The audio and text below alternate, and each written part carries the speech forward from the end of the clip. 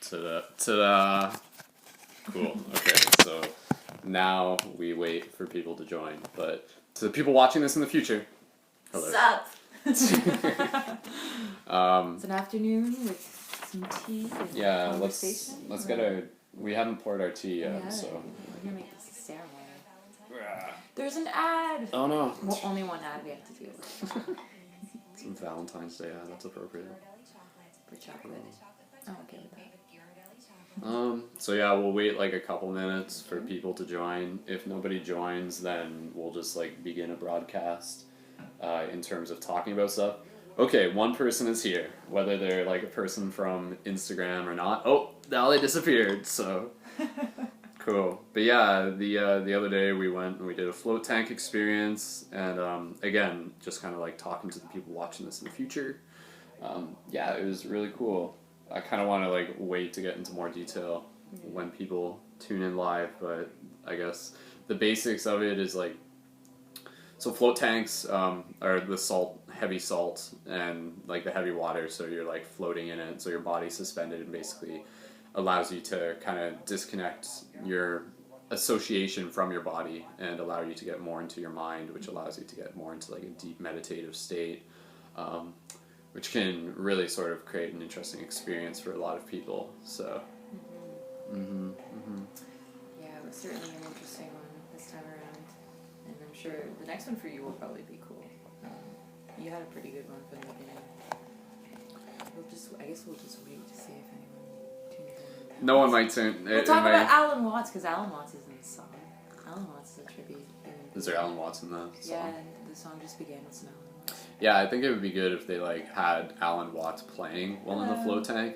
Hello, Varlock. Welcome to our hangout. We are talking about our float tank experience and also a general metaphysical spiritual Q&A. So maybe a little bit of Deadpool too. Maybe a little bit of Deadpool because we saw that yesterday. So very appropriate.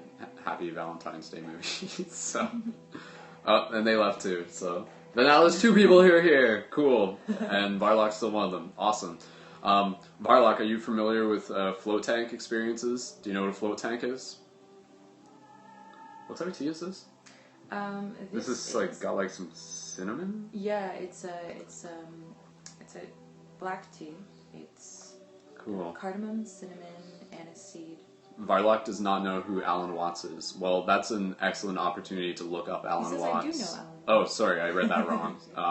Yeah, Alan Watts is wonderful. Alan Watts is like just one of the people that really served as a bridge between Eastern mysticism and Western culture. He spent so many of his years just doing lectures and stuff. But yeah, I think it would be really cool if Alan Watts was playing during the float tank experiences. Like but this song in particular. yeah, but let's get into our float tank experience again for the purpose of recording, and then if people are watching this and you guys just have any questions, please feel free to ask any questions. And I know a few people will be joining as we kind of get into this, but this won't be a long broadcast anyways. Hello, Miss Hasnan. Hello, welcome to Hasnan. Welcome to our Q&A about our float tank experience. Okay, so now we got 4 people. That's 6 in total. That's a crowd. So yeah, we went to float tank in Toronto called Float Toronto. Definitely recommend you guys checking them out. And yeah, you know, it's funny because like float tanks have been around for a while. Float tanks have been around from the 70s. A guy by the name of John C. Lilly was kind of the pioneer in terms of why they're useful. Hello, aloha, happy Saturday, or wherever you guys are, and in the future. And yeah, it's kind of funny because like I think a lot of people, for myself included, one of like the first introductions to float tanks was actually like from the episode of The Simpsons that I posted as a preview for. Oh, I think so, because I mean I was probably like only like 7 years old or something when I saw that, right? But you're not exactly sure which episode I'm talking about? I actually, when we were talking about that last night, I thought it was an earlier episode of The Simpsons. Instead, it was, for me, it was Joe Rogan and then other people. Right, yeah. That was obviously more recent than... Yeah, a lot of people would have heard about float tanks from Joe Rogan. Altered States also, if you've ever seen that movie, they feature like a flotation device, kind of thing, sensory deprivation chamber in that. Yeah, so, yeah, but it's really funny because, like, in The Simpsons, even then you sort of, like, see the qualities of it where Lisa just, you know, she's, like, dealing with stress, but then she allows herself to sort of get into this very tranquil space. And again, Okay, so Varlock is just asking, so you are underwater. So you are not underwater, you are in water. If you look up float tanks on the internet, just image search it, you'll get a better idea. It's literally like a tube, like a tank, and then there's a door on it, so it closes. So that's where you limit any of the light coming in, and it's pretty much complete darkness, but it's salt water. So obviously the salt water allows you to float, and then once you get into that stillness, it's this idea that your body is suspended without like that sensation of really being a part of your body if you sort of allow yourself to get into that deeper states of consciousness, because you know, like when it's floating, you just sort of, it's easier to disassociate with it, which is part of the idea, is that we often will do that within our waking reality. We'll determine our experience based on, hello young warlock, welcome to another one of our Periscope hangouts. Good to see you again. And you know, again, within our waking life, so much of our reality is determined by what we use within our physical senses. You know, like I am like the body that I'm walking around in. I am the clothes that I'm wearing. I am the things that I am doing with my hands. But when we remove that, it's like stripping away, and then sort of uncovering what is left is part of like the purpose of it. You know, what are you? And that was like a really big thing for me. Hello, Pretty 29 is sort of exploring that question of what do you become when you take away the body, you know? So shout out to Pretty 29's love for Putin. It's good to see people joining us from all over the internet. I also wanted to mention, go ahead, Kat. The float tank, that question about are you underwater. So you're obviously floating above water, and there's such a high concentration of salt in it, so it's supposed to mimic the feeling of being in the Dead Sea if you've ever traveled to that part of the world.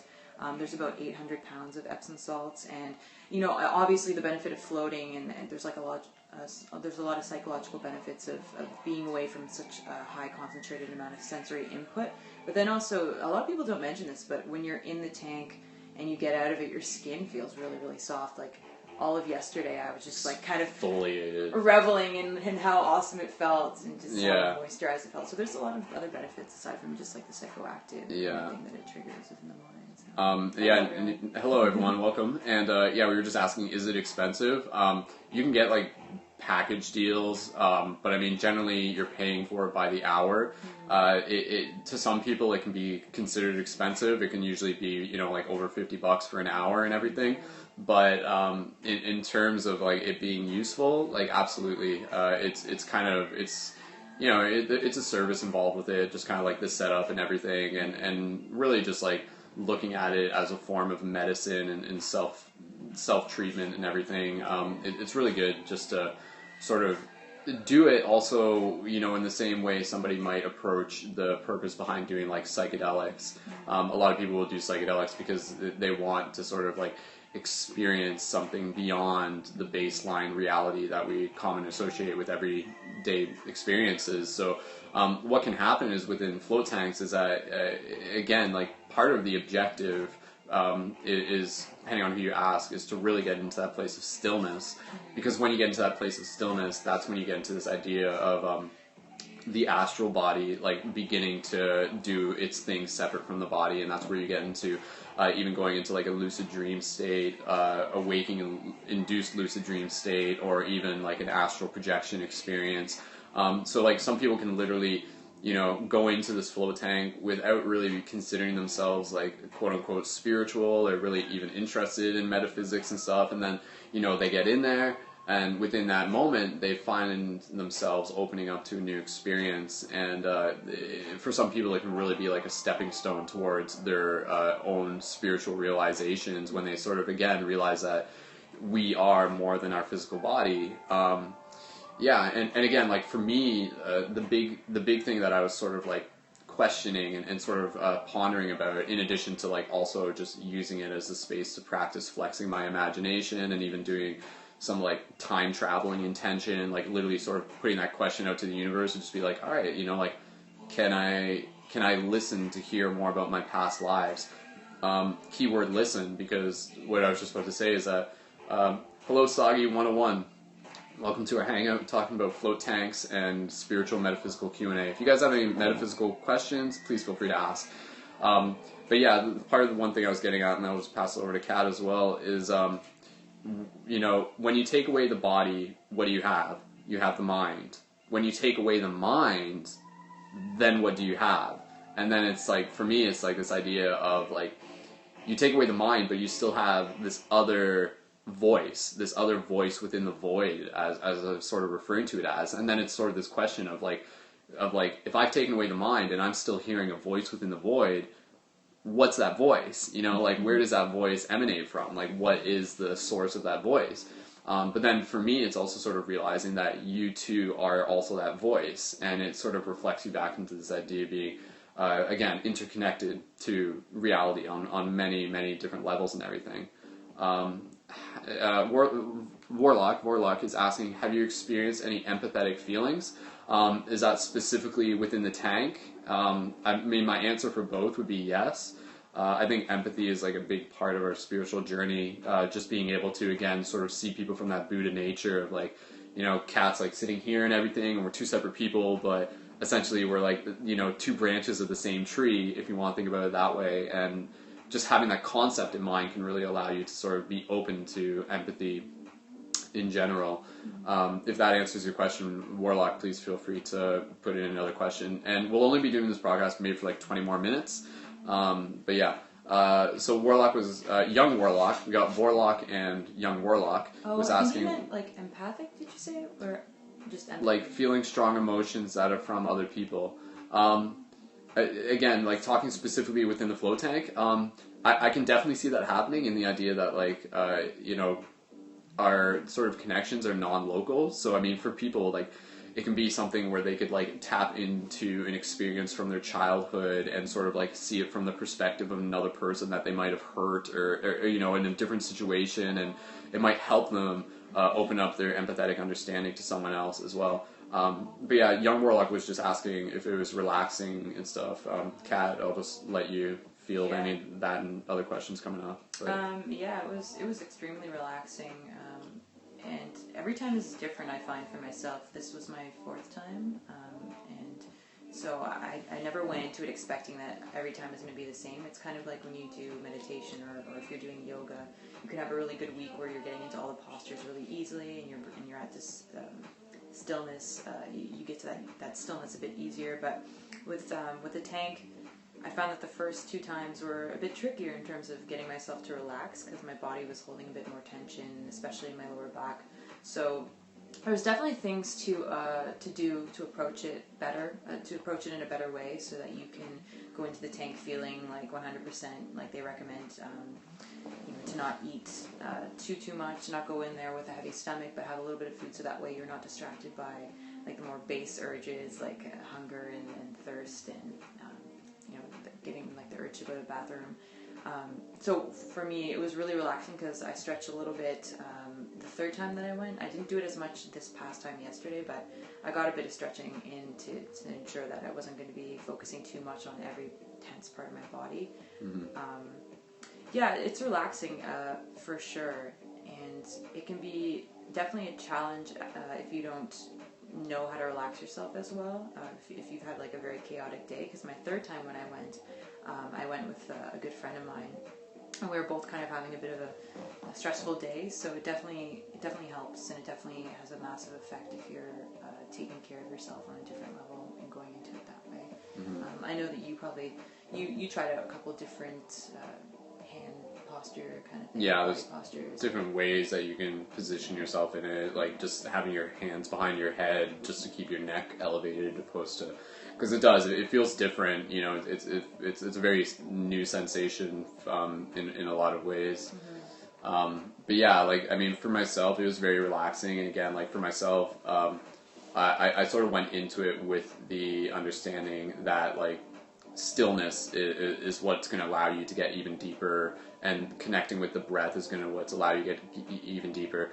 Warlock says that he wants to try it. Yeah, again, recommended for everyone. I think it's a valuable part of this human experience. Again, like if you're interested in psychedelics, but maybe whether you've experienced psychedelics or maybe, you know, that's just like not something that's like fully on your radar, but a float tank is accessible and, you know, they're totally legal, obviously.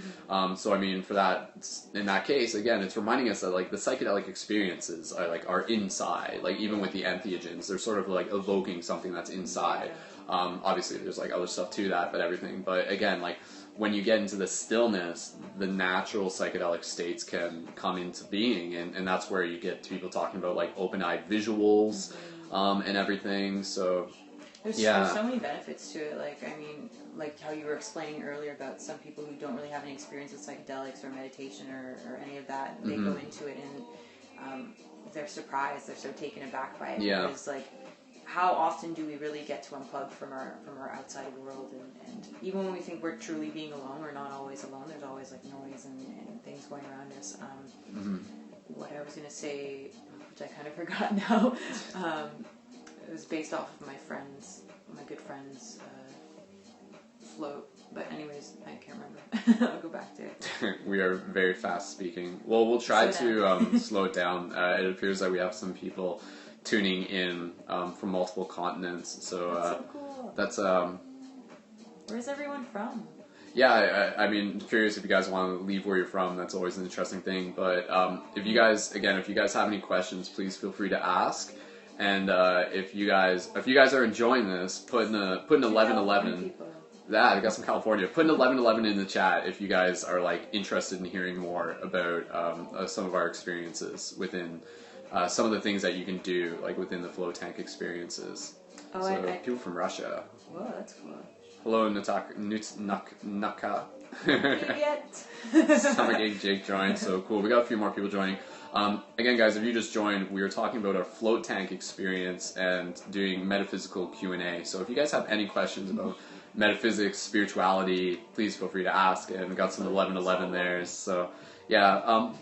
You know, again, it's very rare for a lot of us to sort of be alone with our thoughts in like the busy day-to-day moments. So for me, like having to think about how valuable it is to have a place like Float Toronto, the float place that we went to in a city, is really interesting. There's actually a booklet there called Expressions, and there's people who, after their float tank experience, they write in it and they draw some things and leave a message. And it was like pages and pages and pages full of people sort of like writing out their own spiritual epiphanies that they had within the float tanks and everything. So I mean, yeah, there's a lot of things that you can intentionally do within float tanks. You know, like some people, again, if you look up a guy named John C. Lilly, they'll talk about the idea of like how if you really want to approach it from the perspective of a psychonaut, they'll talk about like doing LSD or mushrooms or even just cannabis and then going into the float tank. So again, it's sort of like intermittent fasting.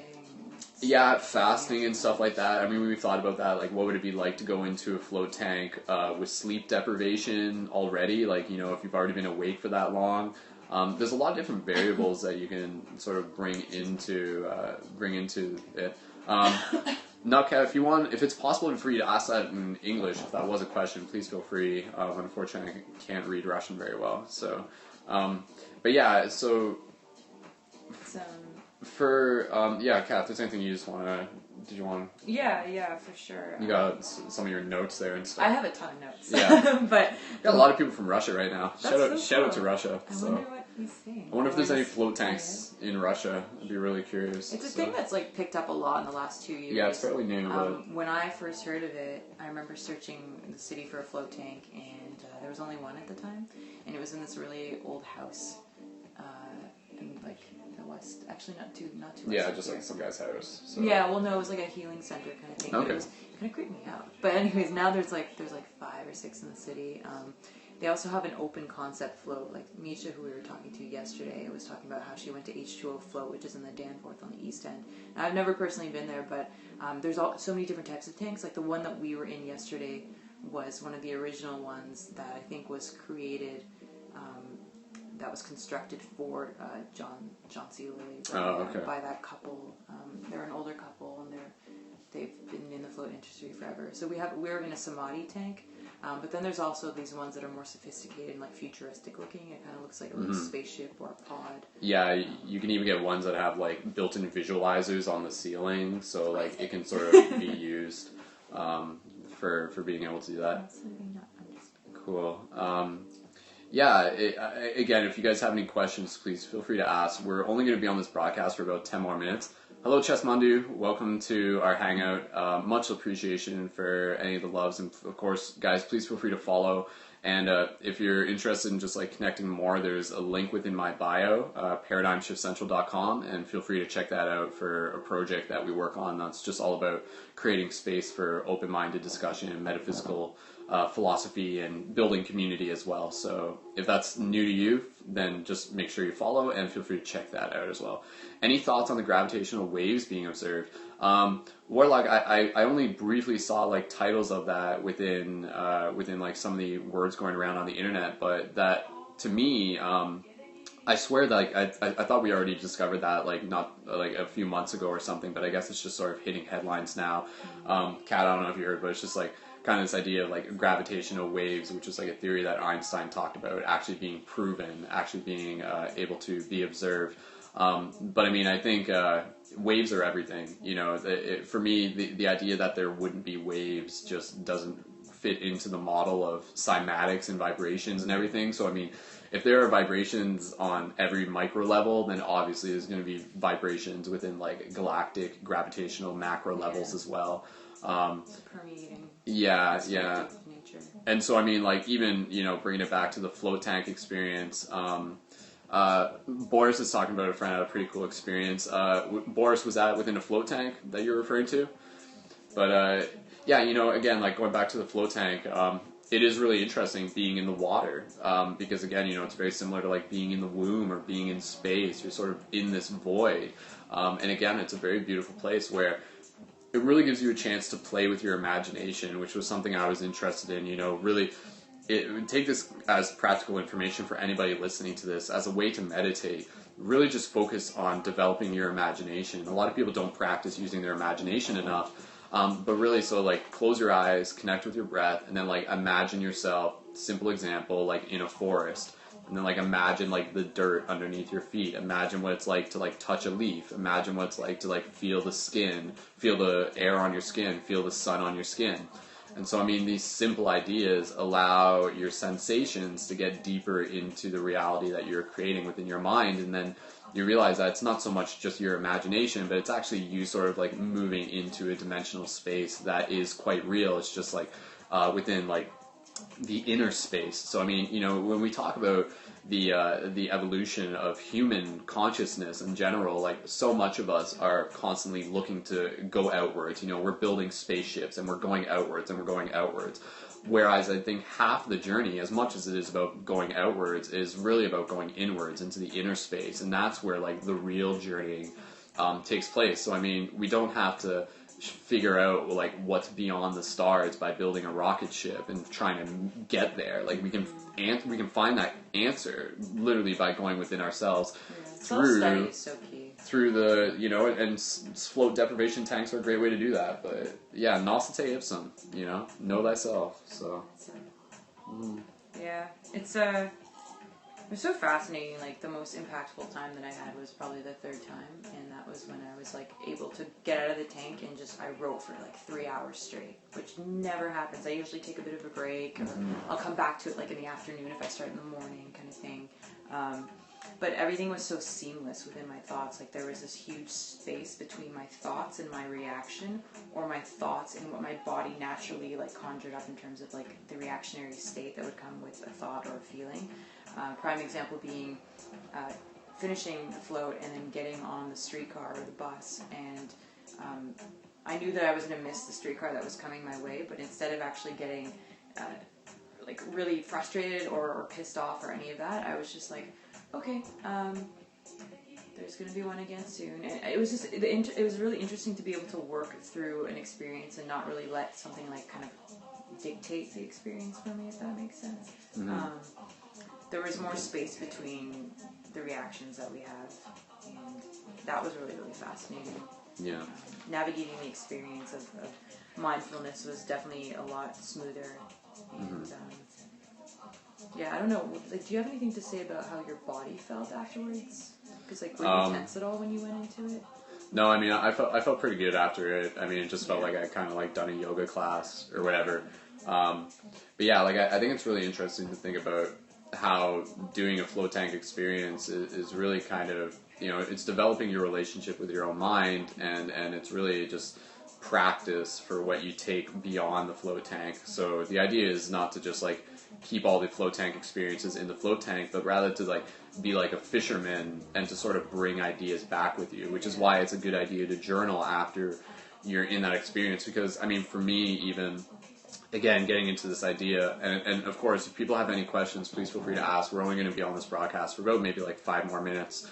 And thank you so much, everyone, for joining in. So 11:11, if you guys find this interesting, I mean, what do you guys think? Like, are you guys interested in hearing about like the metaphysical experiences of float tanks and everything? So I'd love to be able to share more with you guys. And what I was just going to say, cool, thanks, Cupcake. What I was going to say is that, again, you know, like think of doing a float tank experience, think of dreaming, thinking of meditation, think of psychedelic experiences as being like a fisherman, where like you go into that experience and your objective is to bring something back.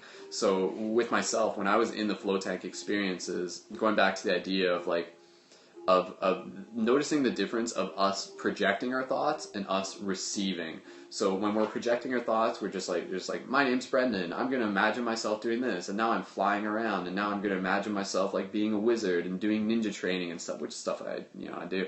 And then there's that, but then if you just sort of like go into the stillness of your breath and go into that quiet, you know, intentionally quiet your mind, you'll hear another voice talking. You'll hear like another piece of information coming through you, and then you can actually you can learn to distinguish the difference between your projected thoughts and your received thoughts from higher consciousness. So, you know, like I go into that, like I sort of did that. I was just like, all right, okay, intention is to reflect on information, because it's all information, you know, it's tapping into like this holographic matrix when you go into the deep states of meditation, and it's like the internet. You log into the internet and anything can be sent to you and received, and it's like accessing, you know, Akashic records if you want to think about it that way.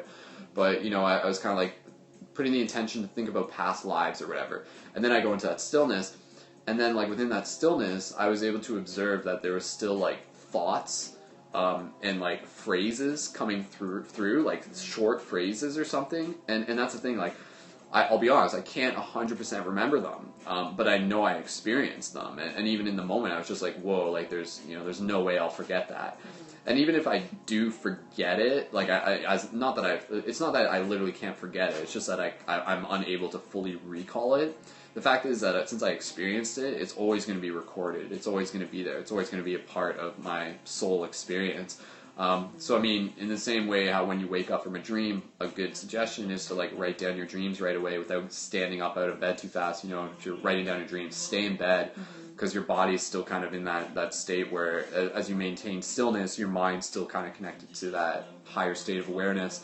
So yeah, like being able to hear those little affirmations from the universe that'll just say, like, you know, you could just be like in stillness, and then you might just hear the universe like whisper. It'll just be like, you are loved, or something like that. You know, something like that can totally move someone, right? They're like, whoa, like what the hell was there at that, right?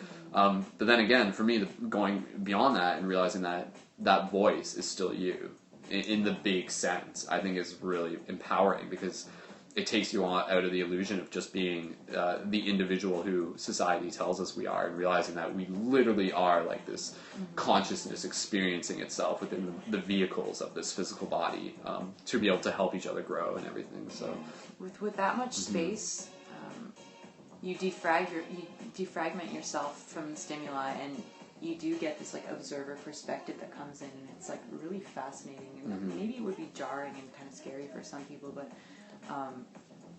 I know I caught myself towards probably the end of the tank, maybe like 20 minutes into or almost finishing it, the session. I just remember relaxing so much that my body probably didn't move for that 20 minutes. I was so still, and like that's the ideal, is to get your body to be in such a acute state of stillness that your thoughts start to slow down, and that's probably like a good prerequisite to getting into like an astral projection kind of thing. And yeah, I remember having these visuals that were coming to my mind and to my like while I was looking up at the tank. I couldn't see anything but the darkness because it's all dark in there at that point. But it was just really crazy because I remember like trying to close my eyes to see if I would see the same thing, and then I would open my eyes and see the same thing, but it would be more vivid and really detailed. Where's Drake? Where's Drake? Not good question. Because we're in Toronto? Is that why you're asking? Probably. Okay. He lives in my basement, actually. He's like getting some milk. I don't know. He's coming back later. Yeah, we'll tell him you said hi. I told him I wanted on the breeze. Yeah. Was there more of that you were talking? Yeah, probably. There's always more. I mean, for me, there's certain parallels, like, of course, just being in the water, the sensation of floating, but then everything is always a bit different. Like, I had a different visualization this time around. When my eyes were open, I saw little ink blots, and then I saw this really subtle gray prism that kind of morphed and changed and went like that, and then it turned into a hallway. Oh yeah, and then we saw that. We saw it at the beginning of IMAX. Deadpool. The preview for went to the movie theater. There's like this 3D graphics show at the beginning, and she was like, "I saw that." I was like, "I know you did." It was like the tunnel going through the Mandelas and That's stuff. So specific. Actually, speaking of Mandelas, like this is kind of cool because like some of you guys might have seen these. These are like the shift buttons that we have through the store, and I'm not just showing you these so that Kat can lick them and stuff. But like these are like super awesome. And again, if you go to Paradigm Essential, you can order these, and they're part of the game. Like there's different ones, and they look like different stuff. And they're super cool, and I'll just show you real quick. But what I'm saying, though, is that these are actually practical meditation devices. Like, they're not just buttons. You're designed to give them to people, and they have the website for ParadigmShiftsCentral.com on them, and they help you plant seeds and connect with people. But what I'm realizing is that I can take this off, and, like, when I'm on the bus, I'll just, like, look at this. You know, I'll just, like, meditate on this mandala. So, I mean, like, what happens for you when, like, you just, like, take a second to, like, look at that and imagine going in that stillness. And what I was noticing is since I was doing this ahead of time, since I was doing this going into the float tank experience, now, not just in the float tank, but when I like close my eyes, I start to see this stuff like within my mind's eye, which I think is like very interesting because it sort of creates like a portal for being able to go into a different mindset. So is it like a yantra, like a Siri yantra? Yes, exactly. Like it is like a Siri yantra. A Siri yantra was like one of the specific sacred geometry patterns, again, that monks would meditate on. So that is why like we designed these. And again, I'll show you. There's like literally an infinite amount of designs. So you can see like they go through a sequence of geometry. These are actually like brand new. I literally just produced these, and we do have like traditional yin yang ones as well.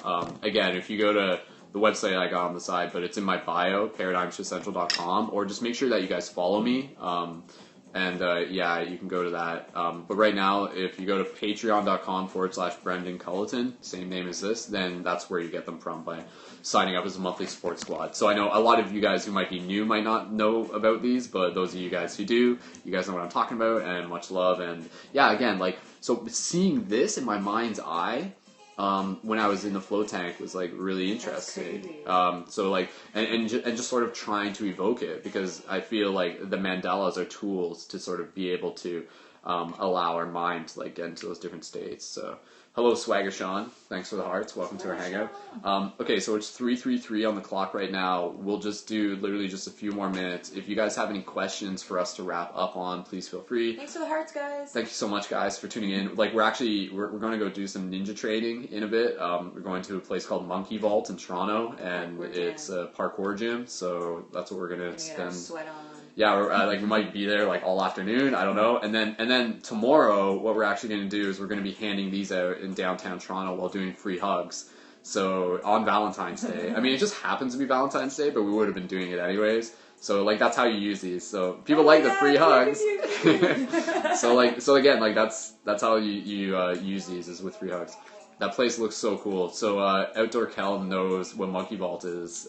Yeah, I haven't been to it yet. So I'm excited. Like, I'm visiting Kat in Toronto, so I'm only here for a few days at a time. But yeah, I'm super looking excited about it. So Yeah. Okay, cool. Yeah, thanks again, guys, so much for tuning in. We'd love to stay here longer with you guys. And if you guys, I'm going to be filming some video. It'll just be like training footage. Thanks, Swagger Shane. Thank you. You're super cool too. Please feel free to follow the broadcast and this profile for all that good stuff.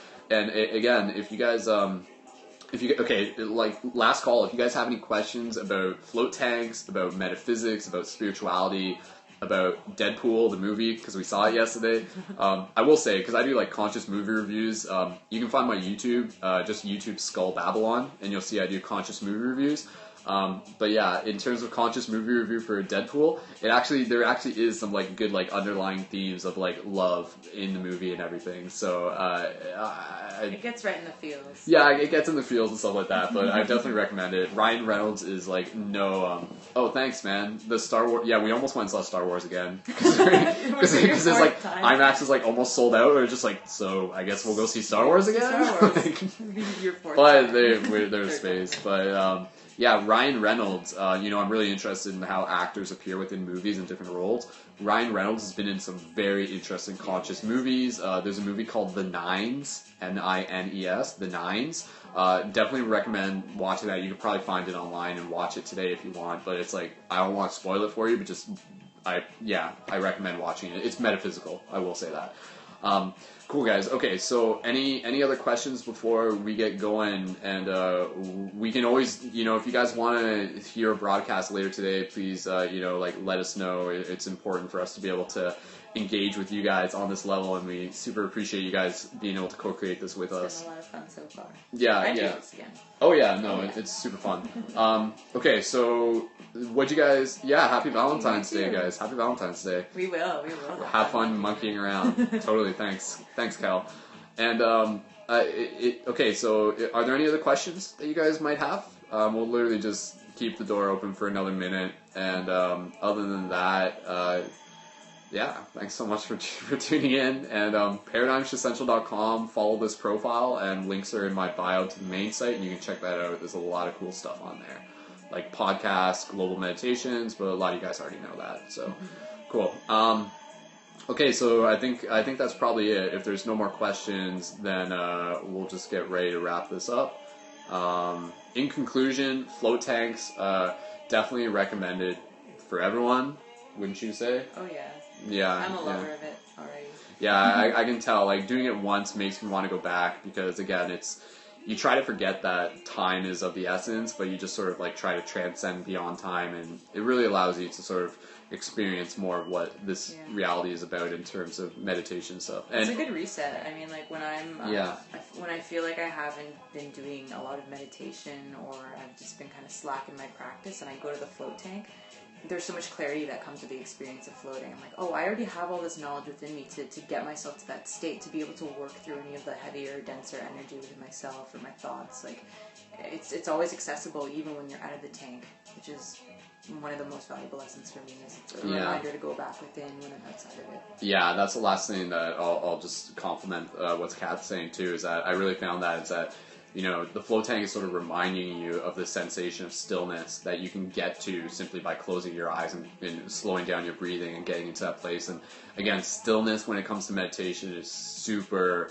important, because when your body goes in that stillness, your mind can sort of begin to go into those other states. But as soon as you like wake and move around and stuff like that, it sort of shifts the frequency, and then you sort of like go out of tune. So it's a very acute frequency that only comes when you're in that like absolute stillness. So float tank gets you there, but you can totally get there just by like sitting on your bed, put some pillows on your lap, get comfortable, straight spine, slow your breathing down, and try and stay still for as long as you choose, and allow your mind to sort of like either, you can sort of control your mind, you can allow yourself again to go into that place of silence, like quiet the mind, but then still be open to like the voice within the void being able to communicate with you, and sort of being open to those higher thoughts coming through.